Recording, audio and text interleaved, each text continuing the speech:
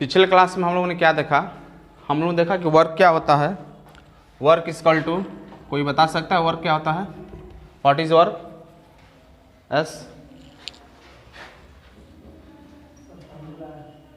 Definition, product of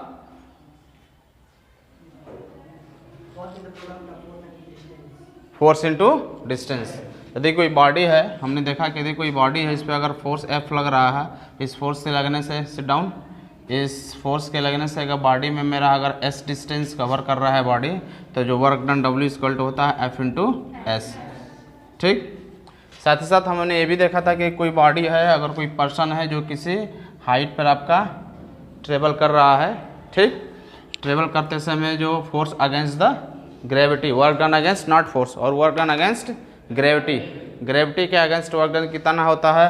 तो हमने देखा कि अगर कोई वर्क होता है क्या, अगर वो यहाँ से स्टार्ट किया चलना, इस ग्राउंड फ्लोर से स्टार्ट किया और चलते चलते चलते वो एच हाइट अगर कवर कर रहा है, टोटल जो उसका डिस्टेंस अगर h के बराबर है, तो वर्क डन इक्वल टू होता है क्या? फोर्स जो लगेगा किसी भी पर्सन का फोर्स जो होता है क्या, डाउनवर्ड डायरेक्शन में कितना लगता है? mg, मतलब उसके वेट के बराबर लगता है। जो कहाँ होता है, उसका डायरेक्शन किधर होता है? नीचे की तरफ होता है, डाउनवर्ड डायरेक्शन में होता है। ठीक, तो लगने वाला वर्क डन होता है mg इंटू एच, ये होता है वर्क डन अगेंस्ट ग्रेविटी। साथ साथ आपने ये देखा कि वर्क की यूनिट क्या होती है, तो वर्क इक्वल टू क्या होता है? फोर्स की यूनिट न्यूटन होता है, और टाइम की यूनिट, तो ये सॉरी टाइम नहीं है, डिस्टेंस की यूनिट क्या होता है? मीटर होता है, जिसको हम जूल कहते थे, यानी 1 जूल इक्वल टू 1 न्यूटन यानी 1 मीटर होता है। ये साथ साथ आपने इतना चीज़ पिछले क्लासों में देखा था। ठीक, यानी आपने दो तरह का वर्क कैलकुलेट किया था। एक तो ये कि यदि कोई बॉडी, किसी बॉडी पर जो फोर्स लगे, फोर्स उसी डायरेक्शन में लगे जिस डायरेक्शन में बॉडी मूव कर रहा है। अगर बॉडी जिस डायरेक्शन में मूव कर रहा है तो इसी डायरेक्शन में उसके फोर्स लगेगा, तो work done is called F equal to W equal to F into S. ठीक, दूसरा आपने वर्क डन क्या देखा कि जब कोई बॉडी को हम क्या करते हैं, अगेंस्ट ग्रेविटी, अर्थ के सरफेस से ऊपर ले जाते हैं, किसी चेयर को उठा के ऊपर ले जाएं, किसी बुक को उठा के ऊपर ले जाए, या कोई हैवी चीज़ है उसको हम सीढ़ी के सहारे चढ़ते हुए ऊपर ले जाएं, ठीक ना। इन सब केसेस में क्या होते हैं, अबव द ग्राउंड हम डिस्टेंस कवर करते हैं, ग्राउंड से ऊपर। तो जब हम ग्राउंड से ऊपर डिस्टेंस कवर करते हैं तो हम कुछ वर्क करते हैं, किसके अगेंस्ट? ग्रेविटी के अगेंस्ट, क्योंकि आप जानते हो कि ग्रेविटी क्या करता है? पुल करता है every object toward is centre, her object को अपने सेंटर की तरफ क्या करता है? खींचता है। तो जब भी हम ऊपर की तरफ जाते हैं तो हम ग्रेविटी के अगेंस्ट क्या करते हैं? वर्क करेंगे, ठीक ना। तो वो वर्क जो हमारा होता है W बराबर mg h के बराबर होता है, जहाँ पर हमारा W क्या होता है? Mass of the body, mass of body, m, g क्या है? Acceleration due to, acceleration due to gravity. चर्चा करेंगे अभी एक्सेलरेशन क्या होता है, ग्रेविटी क्या होता है। h इक्वल टू हाइट, कितनी हाइट जो है पर्सन गया है। यहाँ पर हम बात करते हैं W equal to F into S से, तो आप जानते हैं F क्या होता है? Force acting on the body, acting on the body, and S क्या होता है? Distance in the direction of force, distance travel क्या होता है? डिस्टेंस कवर या ट्रेवल किधर? In the direction of force, force के डायरेक्शन में। फोर्स अगर इधर लग रहा है तो बॉडी इधर ही मूव करेगा, फोर्स अगर नॉर्थ की तरफ लग रहा है तो बॉडी नॉर्थ की तरफ जाएगा, फोर्स अगर साउथ लग रहा है तो बॉडी साउथ जाएगा, फोर्स अगर लेफ्ट लग रहा है तो बॉडी लेफ्ट की तरफ मूव करेगा, फोर्स अगर राइट में लग रहा है तो बॉडी क्या करेगा? राइट की तरफ। यानी बॉडी का जो मूवमेंट है उसी डायरेक्शन में हो रहा है जिधर फोर्स लग रहा है। जैसे हम फुटबॉल को पैर से किक करते हैं तो जिस डायरेक्शन में फोर्स लगाते हैं फुटबॉल उसी डायरेक्शन में जाता है। ऐसा नहीं होता कि हम फुटबॉल को किक करेंगे सामने की तरफ तो भागेगा पीछे की तरफ, है ना सर। तो हम जिस डायरेक्शन में फोर्स लगाते हैं उसी डायरेक्शन में बॉडी का मूवमेंट हो रहा है तो W equal to F into S. और अगर बॉडी का मूवमेंट जो होता है अबव द ग्राउंड हो रहा है, जिसको हम बोलते हैं वर्क डन अगेंस्ट ग्रेविटी, तो उस समय जो फोर्स वर्क डन होगा क्या होगा? mg h के बराबर होता है। ठीक, अब एक और केस आपके सामने यहाँ पर आ जाता है। एक केस ये आता है आपके सामने नेक्स्ट जो केस आपके सामने आता है, ऐसा भी सिचुएशंस हो सकता है कि फोर्स जो हमारे जिस डायरेक्शन में लगे, बॉडी जो है उस डायरेक्शन में मोशन ना करे। यानी इसको हम ऐसे भी कह सकते हैं कि फोर्स जो है बॉडी के मूवमेंट के साथ कुछ एंगल बनाता हुआ एक्ट हो। जैसे छोटे क्लास में आप पढ़े होंगे, पढ़े नहीं मतलब खेले होंगे ऐसे बचपन में आप, कि आप छोटा सा ईंट ले लेते थे और ईंट में एक रस्सी बांध कर उसको खींचना स्टार्ट करते थे। खींचते थे, क्या होता है, हम ब्रिक्स ले लिए ये और इसमें थोड़ा सा स्ट्रिंग को बांध टाइट कर दिए और इधर से खींचना स्टार्ट करेंगे, बॉडी मूव करेगा इधर और फोर्स लग रहा है इस डायरेक्शन, रस्सी के अलग फोर्स लग रहा है। ऐसा सिचुएशन आप देखे हैं, तो मार्कर को मैंने रस्सी से बांध दिया तो फोर्स लगा रहा है इससे लॉन्ग, अब मूवमेंट होगा वो इससे लॉन्ग, ऐसा होगा ना मूवमेंट। कुछ आइडिया बन रहा है दिमाग में। तो इन सब केसेस में अगर हमें वर्क डन कैलकुलेट करना हो कि बॉडी जो है कि द्वारा कितना वर्क किया जा रहा है, जब फोर्स बॉडी के ऊपर जब फोर्स लग रहा है तो उसके द्वारा कितना वर्क डन किया जाएगा, ये अगर हमें कैलकुलेट करना है तो उसको हम कैसे कैलकुलेट करेंगे। ठीक, तो हम क्या करेंगे, हम सपोज कर लेंगे कोई ऐसा ऑब्जेक्ट है, पर्सन बनाने तो मुझे नहीं आएगा, पर सपोज कर लें कोई ऑब्जेक्ट है, ये कोई टॉय कार है, सपोज दैट ये कोई टॉय कार है। ठीक,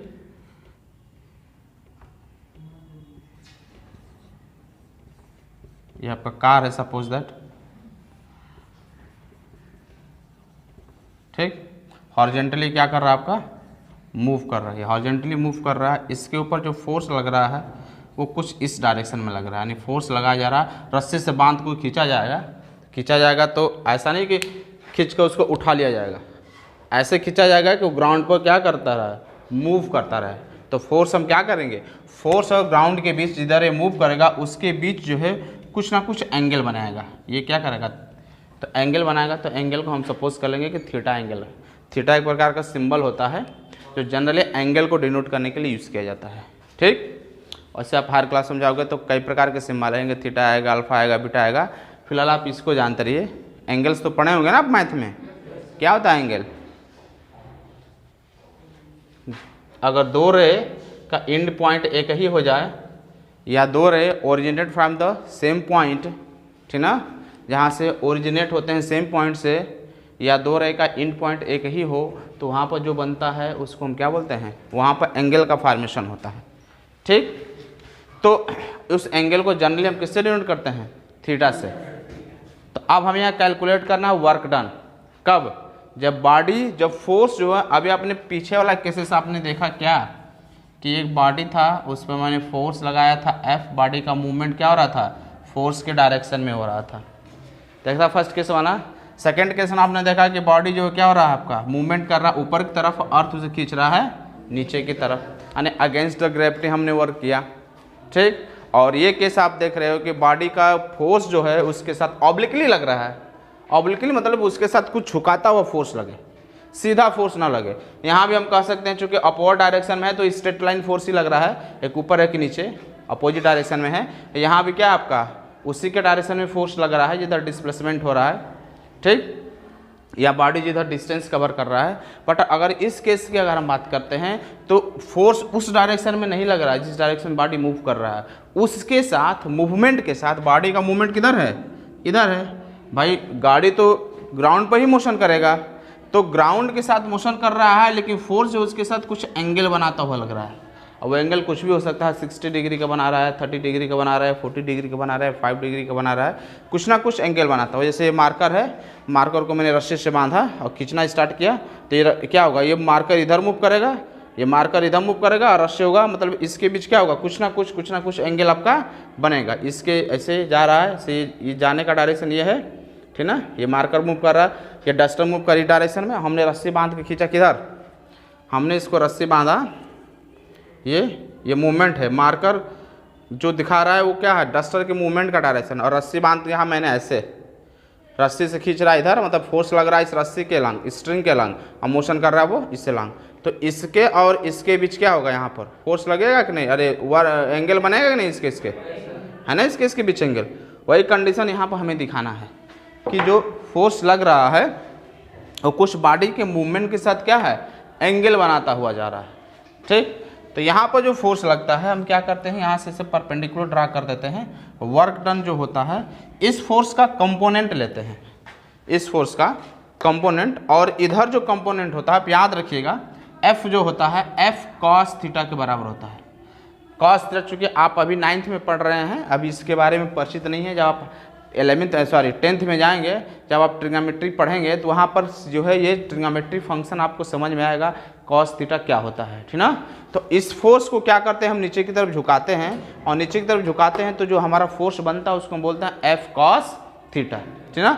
अगर इसको हम ऊपर की तरफ ले जाएंगे तो दूसरा कंपोनेंट बनेगा, और उसको हम नीचे की तरफ झुकाएंगे क्या बनेगा, ये फोर्स जो लगता है वही फोर्स, और उसके साथ एक पैरामीटर हमारा जुड़ जाता है कॉस थीटा, जिसको ट्रिग्नोमेट्रिक फंक्शन बोलते हैं। तो फिलहाल आप इतना जानते रहे कि अगर हम उसको एंगल की तरफ अगर मूव करते हैं, रोटेट कर रिजॉल्व करते हैं तो हमारा क्या एंगल बनता है, एफ कॉस थीटा। तो वर्क डन क्या हो जाएगा, पूरा फोर्स जो लगेगा क्या होगा, एफ कॉस थीटा। और हम सपोज कर लेंगे कि इसको खींचने से गाड़ी कुछ ना कुछ तो मूव करेगा ही, चाहे जितना भी डिस्टेंस कवर कर रहे हैं। हम सपोज कर लेंगे यहाँ से यहाँ तक पहुँचा तो कितना डिस्टेंस कवर किया, एस डिस्टेंस कवर किया, तो ये हो जाएगा एस। तो वर्क डन इक्वल टू हो जाएगा एफ कॉस थीटा एस, और इसको हम ऐसे भी लिख सकते हैं W equal to F S cos theta.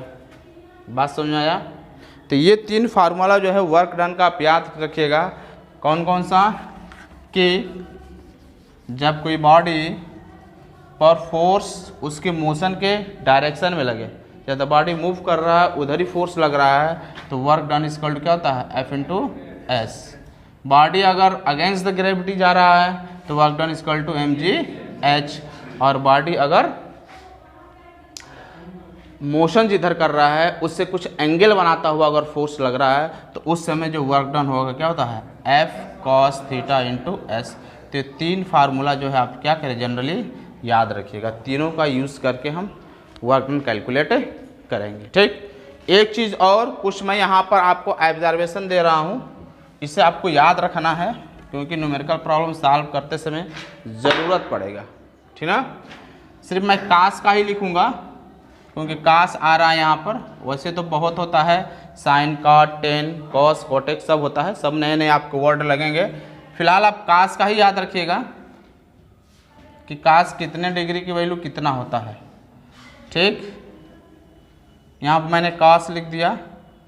अगर कास 0 की वैल्यू बात करें तो 1 होता है, कास 30 की वैल्यू होता है √3 में 2, कास 45 की वैल्यू होता है 1/√2, और कास 60 की वैल्यू होता है 1/2, और एक और बढ़ा जाता है कास 90 की जो वैल्यू होता है वो 0 होता है।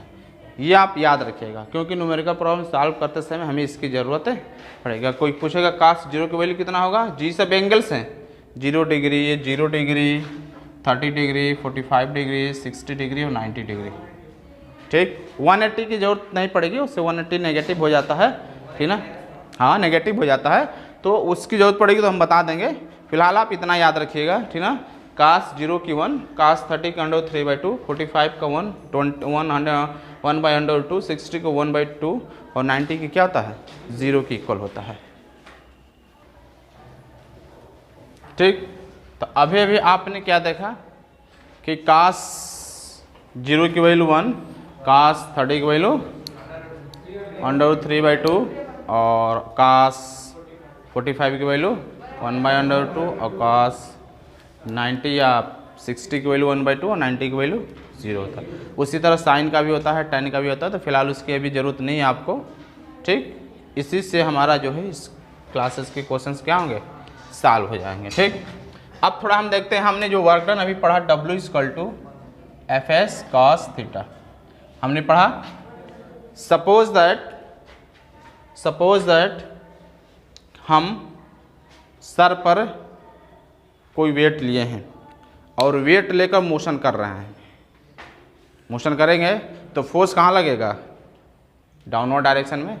मूवमेंट किधर हो रहा है, इधर, यानी फोर्स लग रहा है नीचे की तरफ और मूवमेंट हो रहा है इधर की तरफ, हो रहा है ना। हमने क्या लिया है, सर पर लिया है ना भाई वेट, सर पर कोई बोझ लिया है, ठीक ना। मान लीजिए मैंने 10 kg का वेट सर पर ले लिया है, या 25 kg का वेट सर पर ले लिया है, या कोई सूटकेस हैवी सूटकेस ही ले लिया, कोई हैवी बैग ही ले लिए सर पे, ठीक ना, कुली ले लिए। ठीक, उसने सर पर लिया अपना वेट, तो उसका जो फोर्स लगे क्या होगा, डाउनवर्ड नीचे की तरफ होगा ना भाई। क्योंकि फोर्स हमेशा क्या होता है, डाउनवर्ड डायरेक्शन में होता है, और वो लेकर चल रहा है इस डायरेक्शन में, मोशन कर रहा है इस डायरेक्शन में। तो देखिए फोर्स का डायरेक्शन और मोशन के डायरेक्शन के बीच 90 डिग्री का एंगल बनेगा ना। अगर मैं वो सूटकेस लेकर चलूँगा तो मेरा मूवमेंट इधर होगा और फोर्स लगा नीचे की तरफ, तो मेरे हर बार यहाँ खड़ा रहूँगा तो भी मूवमेंट इधर है, फोर्स नीचे, उधर खड़ा होगा तो भी मूवमेंट उधर आ रहा है, फोर्स नीचे की तरफ, तो हमेशा 90 डिग्री का एंगल बनेगा। अगर ये पर्सन यहाँ आके खड़ा हो जाएगा, ठीक ना, तो भी फोर्स क्या होगा, डाउनवर्ड डायरेक्शन और मोशन किधर, इधर। ये पर्सन अगर यहाँ आके खड़ा होगा तो इसका वेट किधर होगा, नीचे की तरफ होगा, और मोशन किधर करेगा, इस डायरेक्शन में करेगा। तो हर समय क्या करेगा वहाँ पर, इन दोनों के बीच फोर्स के डायरेक्शन में और मोशन के डायरेक्शन कितने का एंगल बन रहा है, 90 डिग्री का एंगल बन रहा है। यानी यहाँ थीटा इक्वल टू क्या हो जाएगा आपका, 90 डिग्री होगा। भाई 90 डिग्री का एंगल बनेगा तो थीटा इक्वल 90 डिग्री लेके चलेंगे ना हम। तो अब अगर हम यहाँ पर बात करते हैं work equal to F S cos, theta की वैल्यू कितनी है, 90 डिग्री, और कास 90 की वैल्यू कितनी होती है, अभी मैंने आपको लिखवाया है, क्या होगा, 0। तो वर्क डन कितना होगा, 0। यही मैंने पिछले क्लासों में आपको बताया था। पिछले क्लास में आपने देखा था कि यदि कोई बॉडी मूव नहीं करेगा तो हम चाहे कितना हो फोर्स लगाएं, कितना हो फोर्स लगाएं, जब उसमें डिस्टेंस कवर नहीं होगा तो उसके द्वारा वर्क डन क्या होगा, 0 होगा।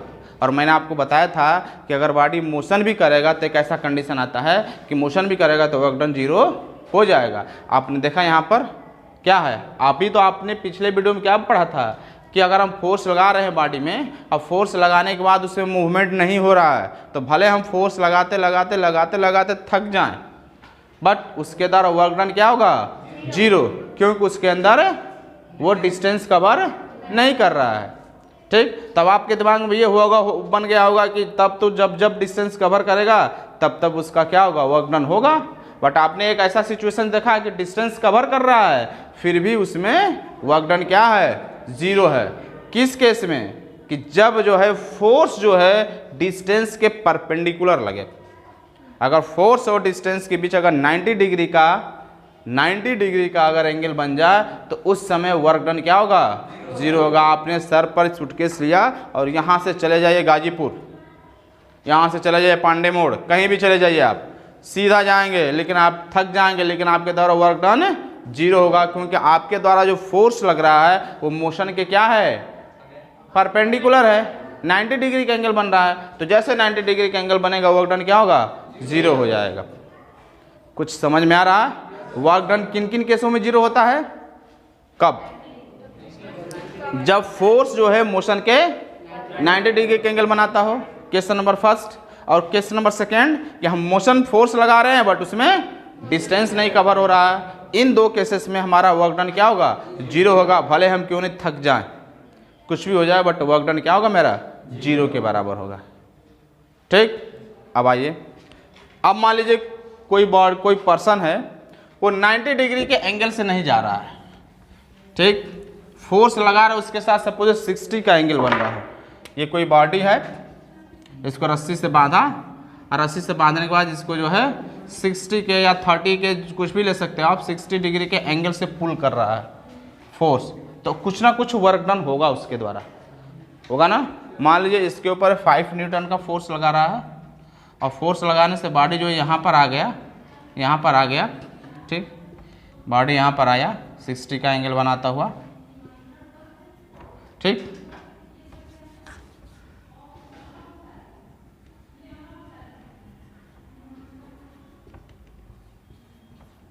F न्यूटन 5 न्यूटन का फोर्स लग रहा है, और इसको यहाँ से यहाँ तक आने में सपोज 10 मीटर का डिस्टेंस कवर किया। कितना डिस्टेंस कवर किया, फोर्स कितना लगाया, कितने एंगल से लगाया, मोशन इधर हो रहा है, फोर्स लग रहा है उधर, सेम डायरेक्शन में नहीं लग रहा है, बट इस बार एंगल जो है वो 90 न को क्या है, 60 है।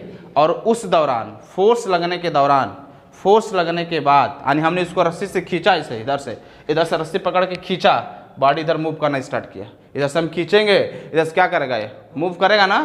तो उस दौरान जो इसने 10 मीटर का डिस्टेंस कवर किया, कितना डिस्टेंस कवर किया, 10 मीटर का डिस्टेंस। तो वर्क डन क्या हो जाएगा, W इक्वल टू F जाए क्या रखेंगे, 5, डिस्टेंस कितना है 10, कॉस एंगल कितना है 60, और मैंने cos 60 की वैल्यू आपको अभी लिखवाया है 1/2, कट जाएगा, क्या हो जाएगा 25 जूल, मतलब उस समय उसके द्वारा किया गया वर्क डन कितना होगा 25 जूल के बराबर होगा।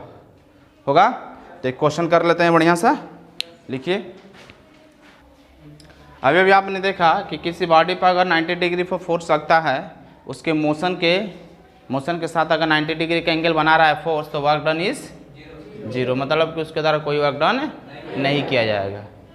ठीक, आप अगर साइकिल चला रहे हैं और साइकिल चलाने के साथ गोल गोल गोल गोल गोल गोल घूम रहे हैं, तो उस समय जो हमेशा क्या होता है वर्क डन क्या होगा मेरा। अगर आपको पता है कि अर्थ है, क्या है ये अर्थ है, और अर्थ के चारों तरफ क्या होता है सैटेलाइट मेरा क्या करता है रिवॉल्व करता रहता है, और अर्थ का ग्रेविटेशनल फोर्स इसके ऊपर क्या होता है हमेशा किस केस में लगता है परपेंडिकुलर लगता है। कहाँ क्या लगता है ग्रेविटेशनल फोर्स जो होता है अर्थ का, उसके मोशन के साथ सैटेलाइट के मोशन के साथ कैसा लगता है परपेंडिकुलर, हमेशा 90 डिग्री का एंगल बनाता है यहाँ पर। ठीक, तो उस समय जब 90 डिग्री का एंगल बनता है, तो उस समय जब सैटेलाइट जो होता है अर्थ के चारों तरफ घूमता है, तो इस अर्थ के फोर्स के द्वारा जो वर्क डन किया जाता है वो वर्क डन क्या होगा मेरा 0 के बराबर होगा, क्योंकि वहाँ पर एंगल कितना बनेगा 90 डिग्री।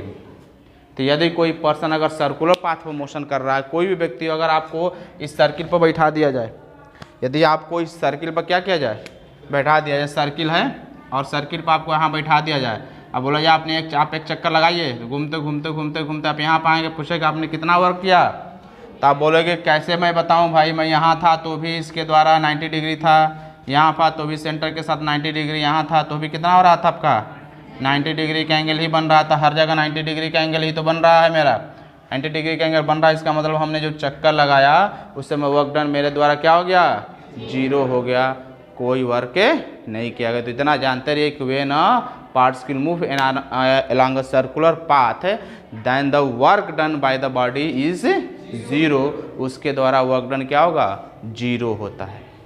ठीक, वर्क डन मेरा 0 होता है, ये तो आपने देख लिया। वर्क डन कुछ होता है ये भी आपने देखा, अभी हमने कैलकुलेट किया था, तो किसी केस में वर्क डन 50 आया था और किसी में अभी जो क्या आया था 25 आया था। तो मतलब वर्क डन कुछ पॉजिटिव भी होता है, नेगेटिव वैल्यू नहीं आ रहा था, 25 पॉजिटिव वैल्यू है ना। वर्क डन 0 होता है और वर्क डन पॉजिटिव होता है। 2 केसेस आपने देखा, क्या वर्क डन नेगेटिव भी होता है, तो आइए वो भी देख लेते हैं। वर्क डन क्या होगा मेरा नेगेटिव होगा, बोला जाएगा S, अगर फोर्स लगने के बाद बॉडी के स्पीड अपोजिट हो जाए, यानी जिधर फोर्स लग रहा उधर ना मूव करे, दूसरी तरफ मूव करे, या उसके स्पीड में चेंजिंग आना शुरू हो जाए, अरे डिक्रीजमेंट आना शुरू हो जाए, ठीक ना। तो उस केसेस में क्या होगा, उस केसेस में W इक्वल टू क्या होता है FS cos थीटा। जैसे सपोज ये बॉडी हो, ठीक ना, फोर्स लगा इस डायरेक्शन में और मोशन हो रहा है इस डायरेक्शन में, मूवमेंट फोर्स लगे उधर और मोशन होके इधर, तो उस समय इन दोनों के बीच एंगल कितना बनेगा, इन दोनों के बीच कितना का एंगल बनेगा 180 का स्ट्रेट एंगल बनेगा। तो जब 180 का एंगल बनेगा तो हम क्या करेंगे FS cos 180 की वैल्यू आप याद रखते रहिए, मैंने आपको लिखवाया नहीं था, क्या होता है -1, तो -FS मानी वर्क डन मेरा क्या होगा नेगेटिव भी हो सकता है। ठीक, तो इस तरह आप ये याद रखिएगा कि वर्क डन मेरा पॉजिटिव भी होता है, वर्क डन मेरा नेगेटिव भी होता है, और वर्क डन मेरा 0 भी हो सकता है। ठीक हुआ, तो अब कुछ एग्जाम्पल देख लेते हैं कि कब हमारे भी, तो हमने मैथमेटिकली देखा कि वर्क डन कब पॉजिटिव होता है, कब 0 होता है, कब नेगेटिव होता है। अब कुछ हम एग्जाम्पल देख लेते हैं कि कैसे पता चलेगा कि किन केसेस में वर्क डन पॉजिटिव होता है, कब नेगेटिव होता है, कब 0 होता है। तो 0 के केसेस में तो आपने देखा कि अगर कोई कूली हो, सर पर वेट लेकर, सूटकेस लेकर, आप सपोज दैट यहाँ से बनारस जाते हैं, ठीक, और बनारस आपने ट्रेन से आप नीचे उतरे, ठीक, तब तक एक कूली दौड़ता हुआ आया, बोला अपना सामान मुझे दे दीजिए, क्या करेगा सर पर ले लेगा, आराम से लेकर चलने लगा ऐसे ऐसे। ठीक, तो आप क्या सोचोगे, और साइंस के स्टूडेंट आप सोचोगे कि सर पर लिया है सूटकेस, 90 डिग्री का फोर्स लग रहा है डाउनवर्ड डायरेक्शन में, मोशन कर रहा है स्ट्रेट लाइन में, मतलब उसके बीच और फोर्स के बीच क्या है, 0 एंगल बना, अरे सॉरी 90 डिग्री का एंगल बना, 90 डिग्री का एंगल बना तो क्या होगा, वर्क डन क्या हो गया, 0 हो गया। अब जब आपका सूटकेस ले जाके आपके घर के पास उतारेगा, बोलेगा पैसा, बट पैसा कैसे जी, तुमने तुम कुछ काम ही नहीं किए हो, कुछ काम करोगे तब तो पैसा। वो कहेगा अरे भाई मैं इतने देर से सूटकेस ढो के लाया आपका, मेरा सारा शरीर पसीना से दम तर हो गया, मैं थक गया, आप कह रहे हो वर्क हमने नहीं किया, ये कैसे संभव है।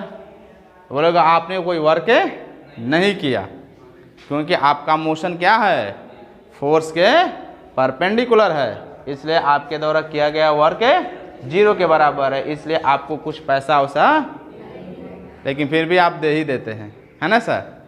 चलिए, तो कहने का तात्पर्य यह है कि अगर मोशन के परपेंडिकुलर फोर्स लगे तो उस समय वर्क डन क्या होगा, मेरा नेगेटिव होगा। ये एक एग्जांपल हो गया। पॉजिटिव वर्क डन क्या होगा, जिधर बॉडी मोशन कर रहा है उधर ही हम मोशन करें, उधर ही फोर्स लगा दिया। जैसे साइकिल से कोई जा रहा है तब तो पीछे से आप उसको और धक्का दे दिए तो इसकी स्पीड क्या होगी, बढ़ जाएगी, और आप जो वर्क डन करेंगे वो क्या होगा, पॉजिटिव वर्क डन होगा, क्योंकि मोशन उधर हो रहा है और आपने भी मोशन उसको और उसी डायरेक्शन में फोर्स लगा दिए। ठीक, फुटबॉल धीरे धीरे धीरे धीरे मूव कर रहा तब तक कोई आया एक बार और किक कर दिया, उसी डायरेक्शन में जिधर मूव कर रहा था, फुटबॉल की स्पीड क्या होगी, थोड़ा बढ़ जाएगी, उस समय वर्क डन क्या होगा, मेरा पॉजिटिव हो जाएगा। तो जब किसी ऑब्जेक्ट पर जिधर बॉडी मूव कर रहा है उसी डायरेक्शन में फोर्स लगता है, उस समय वर्क डन क्या होता है, मेरा पॉजिटिव हो जाता है। ठीक, और नेगेटिव वर्क डन, हाँ, जैसे सपोज दैट साइकिल से जा रहा है, आप पीछे से उसको खींच दिए तो वर्क डन क्या होगा, उसका उसकी स्पीड भी स्लो हो जाएगी, वर्क डन नेगेटिव होगा। आप किसी स्टोन को ऊपर के थ्रो करेंगे तो जब थ्रो करेंगे तो वर्क डन क्या होगा, वर्क डन क्या होगा, पॉजिटिव की नेगेटिव। आप तो फोर्स लगा रहे हैं उसी डायरेक्शन में जिधर मोशन कर रहा है तो नेगेटिव होगा। फोर्स आप किधर लगा है, अपवर्ड डायरेक्शन में, और बॉडी मूव किधर कर रहा है, तो इनिशियली जब स्टार्टिंग में उसके द्वारा वर्क डन कितना होगा, पॉजिटिव होगा ना भाई, क्योंकि फोर्स उसी डायरेक्शन में लगा है जिधर मोशन कर रहा है। लेकिन अर्थ क्या करता है, इसको नीचे की तरफ खींचता है, तो अर्थ के द्वारा लगाया गया फोर्स जब उसके द्वारा वर्क डन जो हम कैलकुलेट करेंगे तो क्या होगा, नेगेटिव, क्योंकि मोशन ऊपर आ रहा है, अर्थ खींच रहा है नीचे, मोशन ऊपर, अर्थ खींच रहा है नीचे, तो उस समय जो वर्क डन होगा क्या होगा, नेगेटिव होगा। बात समझ आया। आपने थ्रो किया तो आप उसके मोशन के डायरेक्शन में फोर्स लगा दिए, आपका वर्क डन पॉजिटिव। अर्थ अब उसको खींचेगा तो खींच रहा है नीचे की तरफ, बॉडी जा रहा है ऊपर की तरफ, खींच रहा है नीचे की तरफ, बॉडी जा रहा है ऊपर की तरफ, तो वहाँ पर वर्क डन क्या होगा, डिस्टेंस के अपोजिट फोर्स लग रहा है, जिधर मोशन कर रहा है मोशन के अपोजिट डायरेक्शन में फोर्स लग रहा है, तो वर्क डन क्या होगा, मेरा नेगेटिव हो जाएगा। तो इस तरह जो हम कुछ एग्जांपल्स दे सकते हैं जिससे हमें ये पता चलेगा कि कब वर्क डन मेरा क्या होता है, पॉजिटिव होता है, कब वर्क डन नेगेटिव होता है। बात समझ में आया।